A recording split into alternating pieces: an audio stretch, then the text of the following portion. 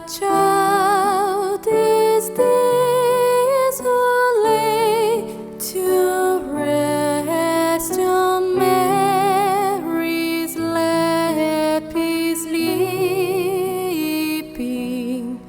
On angels grieve with infants sweet, what shepherds watch are keeping.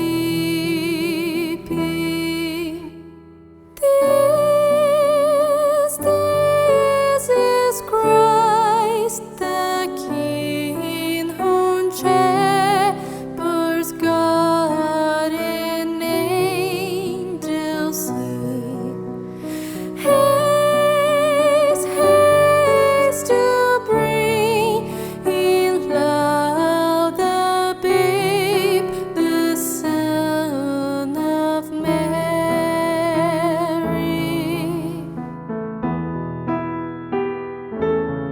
So bring in incense, gold, and myrrh, compassion keen to own Him, the King of Kings, salvation brings, let loving hearts enthrall Him. Raise, raise the sun on high, the Virgin sings her lullaby. Joy, joy, for Christ is born, the babe, the Son of Mary.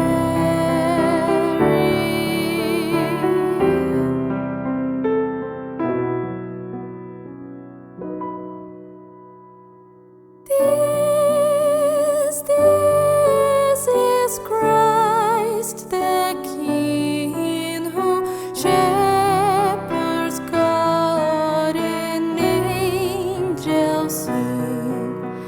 Haste, haste to bring in love the babe, the Son of Mary.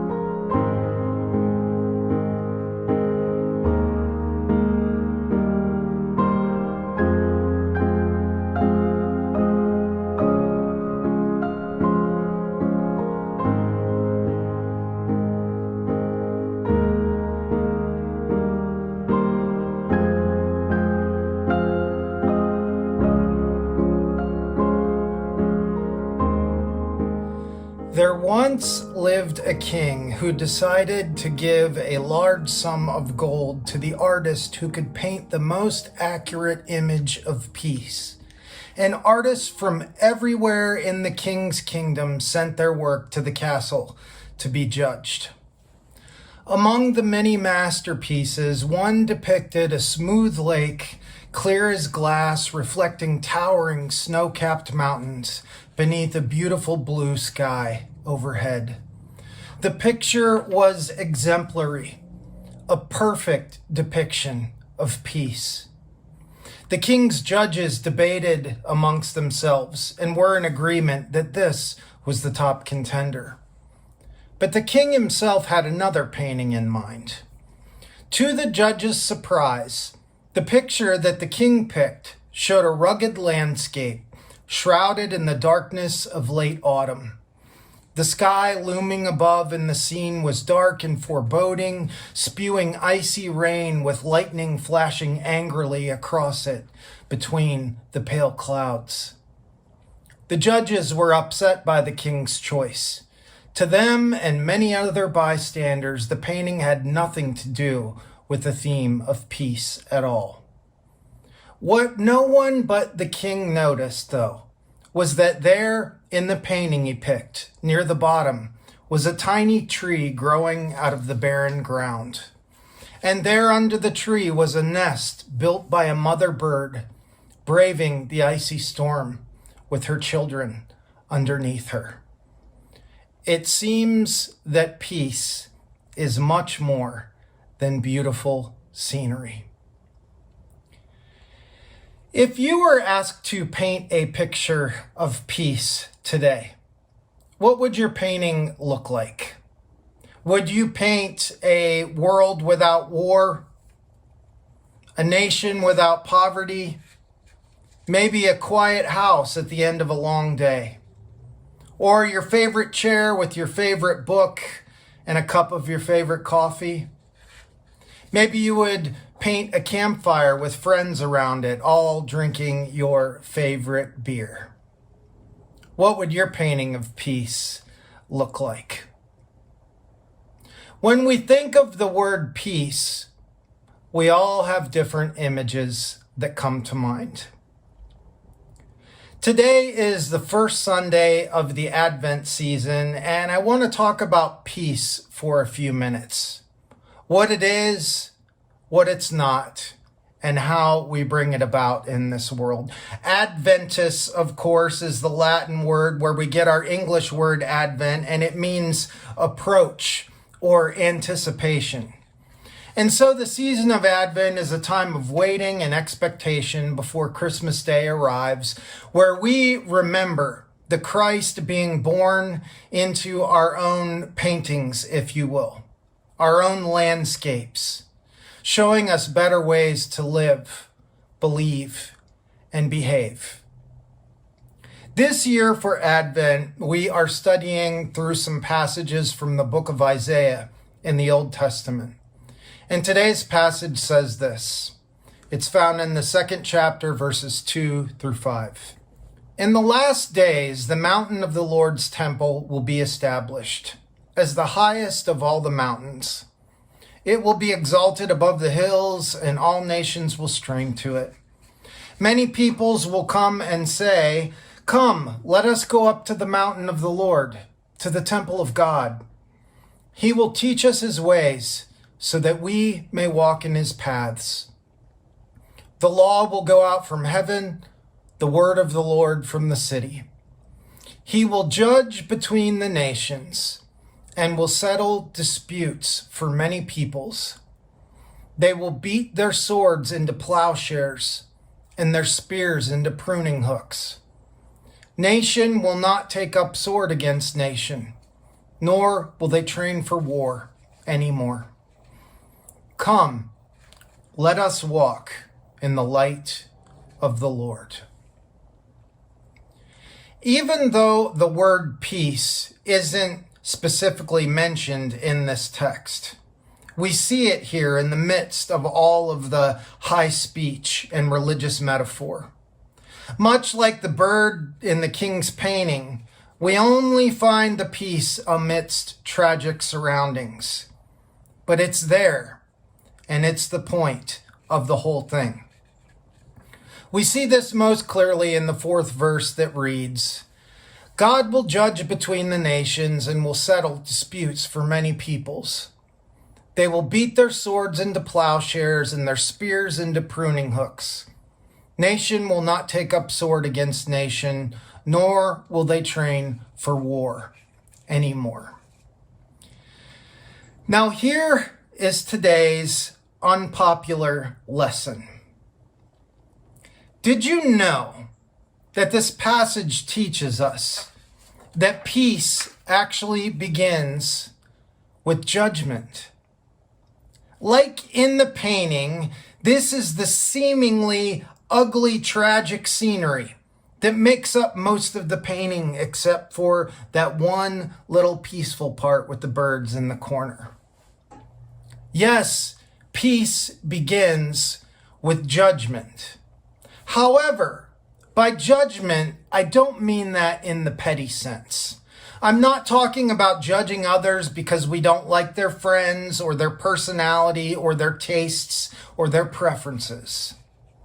No, this passage is talking about the deliberate condition of our collective consciousness as a species and how we must choose a world that doesn't become something less peaceful. And in this, yes, peace can only begin by making good judgments. Good judgment calls between what is right, that is, what is good for everyone, and what is wrong, that is, what is only good for some. That is what is meant by judgment here in this passage. Peace is never brought about by turning a blind eye to tyrants and despots. Peace never comes by demanding that one group's preferences be the principles of every other group. And yes, peace never comes by giving the squeakiest wheel all of the grease at the neglect of the entire machine. And so many people will never make this leap in consciousness. This is why the passage also says that God's judgment will settle the disputes of many, not all. This is not a popular take on the topic of peace, but it is what the scriptures teach us. During this broadcast every week, I always ask you to write something down to remember to take into the coming week with you. And here's what I'd like you to remember for today. Peace looks like no one getting everything that they want so that everyone can have what they need. Again, peace looks like no one getting everything that they want so that everyone can have what they need. Needs and wants. Needs and wants. The distinction between what we really need and what we want. So very, very important for us to know the difference between these two things. What are you upset about in your life today? Who are you upset at in your life today? Are you experiencing those things because you're not getting something that you really need? Or is it just because you're not getting what you want? You know, in counseling circles, it's common when sitting with couples to ask each of them what they want as individuals in the relationship. And I have almost every time found that method to be more of a brick wall than an open door for the couple. Instead, what I often ask couples to voice aloud is, and they have to think about their answer for a minute. I ask them to voice aloud, what do you want your partner to want? What do you want your partner to want? Why do I ask this? because it gets at the real issue that's keeping them from experiencing peace. It evokes a response that can actually help them work on the relationship together. And when they do answer this question honestly, there is almost immediately progress, even if it's painful progress, because they both start seeing the absurdity of trying to control what someone else wants. And when that is recognized, then the couples can see what the relationship needs. And then they can choose whether or not to work on that together. How we handle what our relationships with others are in need of makes or breaks the entire world. What you do as an individual gets added to that of other individuals, and before we know it, there are billions of people changing the world for better or for worse. Simply how we discern between our needs and our wants. And it is in this place that God is trying to get to in us.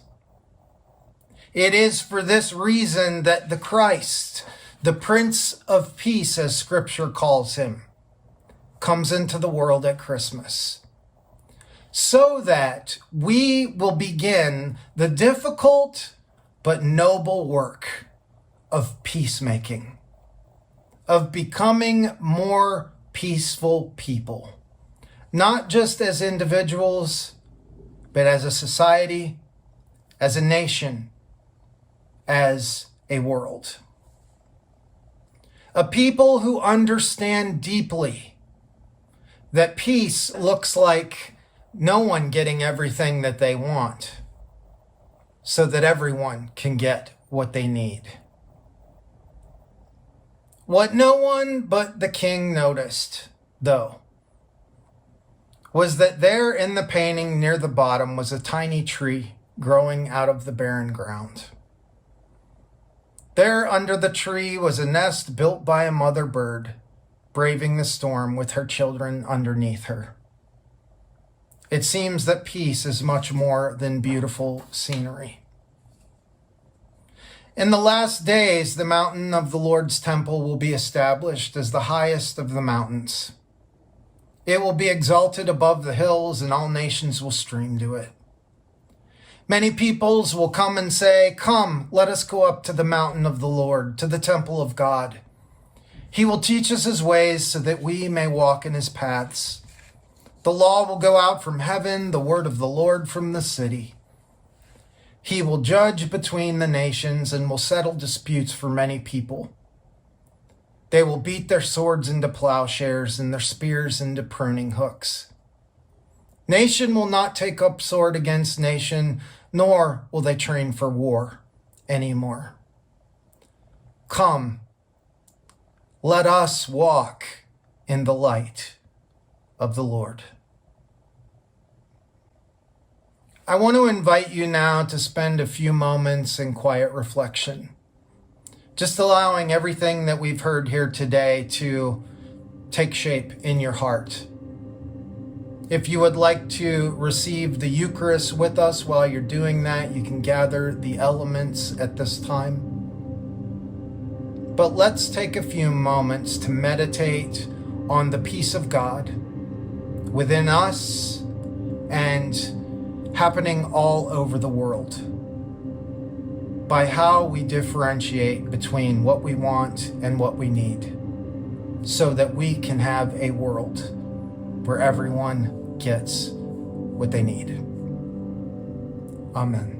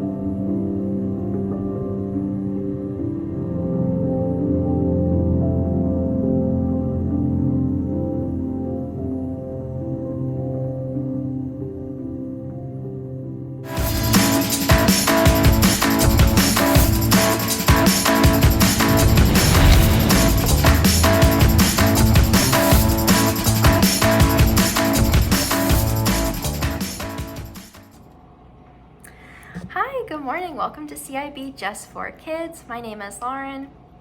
Today I want to share with you something a little bit different. So I have here a beautiful singing bowl. A singing bowl, you may be wondering what that is this lovely, I'm going to call it an instrument, because what you can do with a singing bowl, I'll set it right here. No, I won't. I'll set it over here. Let's listen to what sounds it makes. And while I'm doing this, feel free to close your eyes. Feel free to keep your head over your heart, over your hips. And feel free to take as many breaths as you need, in through your nose and out through your mouth.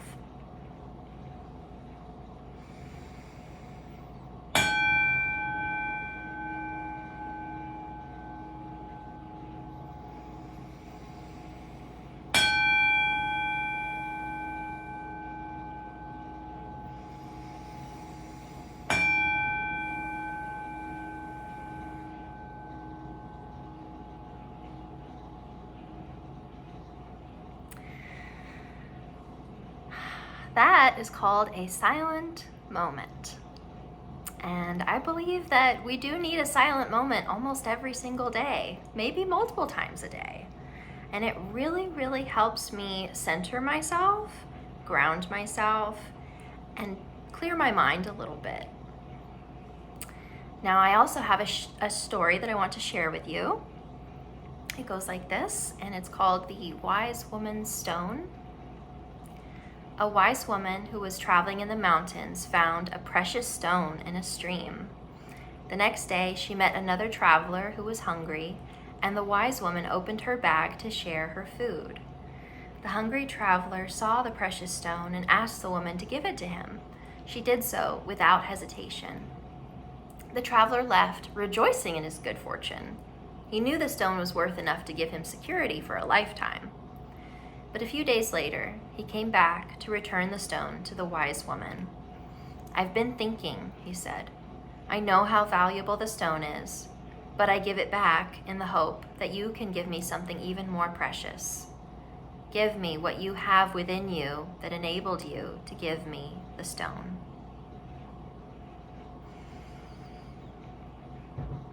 I love that story. I hope you do too. And the activity for today is a gratitude list, or a sharing list, or a grateful sharing drawing.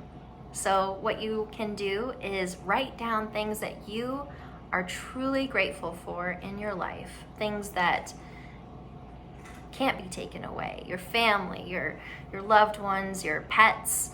It could be a roof over your head. It could be things like that.